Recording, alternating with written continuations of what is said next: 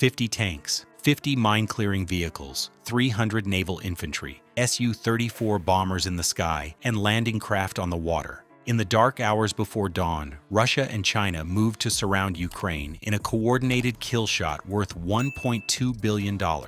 On any battlefield map, the odds looked final. But by the 16th minute of fighting, the attackers were in chaos, their best equipment burning. How did Ukraine turn what looked like certain defeat into an engineered massacre? Stick with this, because knowing the first trigger of that turnaround will change how you think about modern warfare. Before we move on, I will like you to subscribe to the channel and like the video. At 5:41 a.m., the Eastern Front was still. Wind hissed through skeletal tree lines. Frost clung to the ground, and distant roadways lay empty. 1 minute later, alarms erupted from Kharkiv to Mykolaiv in overlapping bursts, their sharp rise and fall cutting through the cold.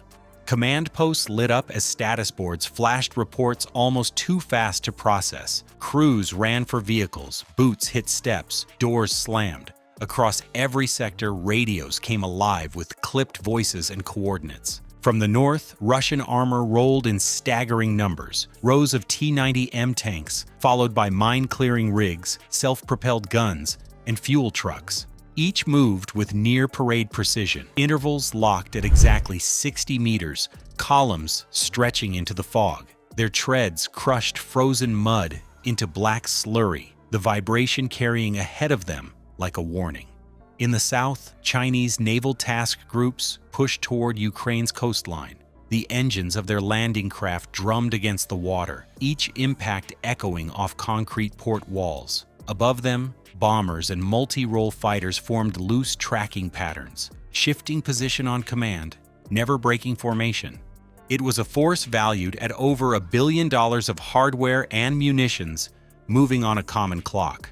Armor would drive south out of Belarus, severing roads leading into central Ukraine, while Marines from the sea would push inward to choke urban centers before reinforcements could flow. In hours, they could lock down supply corridors, control key junctions, and enclose whole brigades before the defenders could properly counterattack. This was not a probing raid. It was an attempt to encircle, crush, and finish the fight in a single synchronized strike. Inside Ukraine's high command, no one mistook it for anything less. 9 hours earlier, MQ-9B drones on patrol had caught unusual thrusts of armor building inside covert staging areas. Infrared feeds showed engines heating in sequences too uniform to be drifting units. Analysts tracked the lines forming, counted the vehicles, estimated the tonnage of munitions, and sent the images up beyond the general staff. The scale was unmistakable. This was movement toward a kill box, aimed directly at Ukraine's operational heart. By 10:15 that night, the key leaders had gathered for an intelligence briefing. A large projection screen covered the far wall, displaying slow but steady arrows, advancing on 2 axes.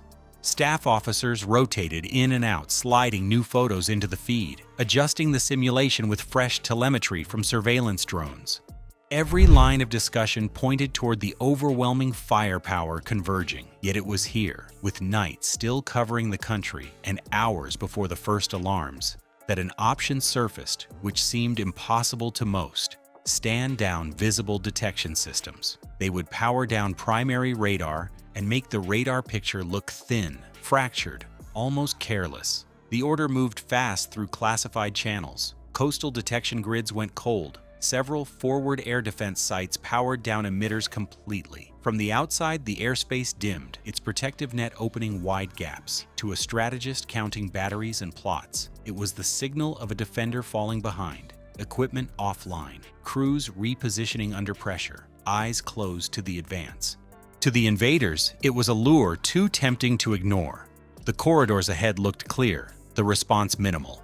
They could move faster, close the last distances without heavy counterfire from the air or deep artillery. Their target cities seemed within faster reach than planned. But why would a nation outgunned from the north and south, facing 2 modern militaries, choose to look blind in the hours before the strike? From the cockpit of a low-flying reconnaissance helicopter, the road ahead looked open in every direction. The lead Russian T-90M rolled forward at a steady pace, antenna swaying slightly, its optics scanning for movement. No missile launches, no air defense radar spikes, nothing to slow the pace. Further back, Chinese landing craft surged towards shore, running parallel to open beach sections with no visible fortifications. Every report coming into their command posts confirmed the same picture: minimal resistance, no organized engagement, and defensive positions that appeared either unmanned or badly thinned. It was the kind of corridor that planners hoped for but rarely saw in an actual campaign. What they didn't see was the mapped grid of hidden artillery, repositioned under camouflage netting several kilometers off the main routes. In the hours before dawn, Ukrainian crews had quietly moved howitzers into shadowed ravines and behind ridge lines, each with coordinates preloaded for very specific sectors of the battlefield. Combat engineers had done their own work too, clearing certain lanes of mines while leaving the surrounding fields seeded.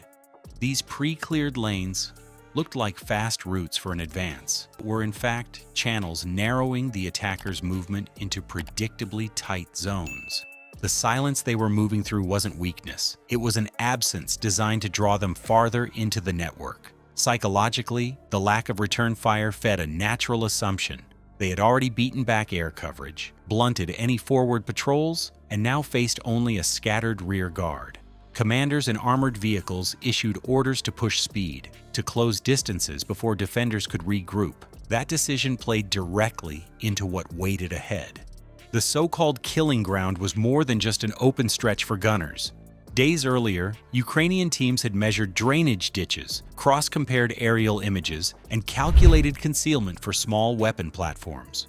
Mine-clearing robots were hidden in shallow pits beside key junctions. Scrub and debris pulled over their low profiles. Indirect fire plots were already registered by artillery crews, meaning they wouldn't waste time finding ranges once the enemy entered the grid. It was a layered trap, built piece by piece, its strength in how ordinary the ground looked until it was too late. The mine robots weren't conventional battlefield assets, roughly the size of a suitcase, tracked and painted to blend with the soil. Each carried a 12-kilogram shaped charge that could cut through 750 millimeters of rolled steel. Unfamiliar to the crews in the lead tanks, they didn't match the signature of a minefield or an anti-tank guided missile launch. They could slip into position, detonate, and be gone before the next vehicle even registered the threat. At 5:53 a.m., that threat went from invisible to catastrophic. The left track of the lead T-90M disintegrated under a sudden blast, the force lifting its turret clear in a violent aerosol of smoke and shrapnel. The tank slewed sideways, blocking the path. Behind it, the next pair of vehicles tried to brake, but were still inside the pre-cleared lane, boxed on either side by live minefields. Radios exploded with urgent chatter. Plumes of black smoke cast jagged silhouettes across the pale morning light. Fire came from angles they couldn't identify. Tank crews swung their turrets, searching for targets that stayed hidden.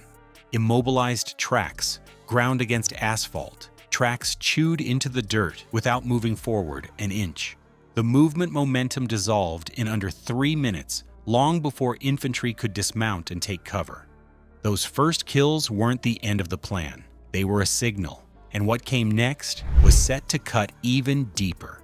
The turning point came long before the first blast. Ukraine's commanders won the opening exchange by choosing not to strike, shaping the enemy's perception until the battlefield closed around them. By appearing vulnerable, they controlled where and when the fight would begin. In modern war, that control can matter more than numbers or armor. A larger, better-equipped force can be stripped of its advantage in minutes if it's drawn into the wrong ground at the wrong time. This fight was only the first cut in a larger plan, and the most dangerous phases were still waiting beyond those ruined columns.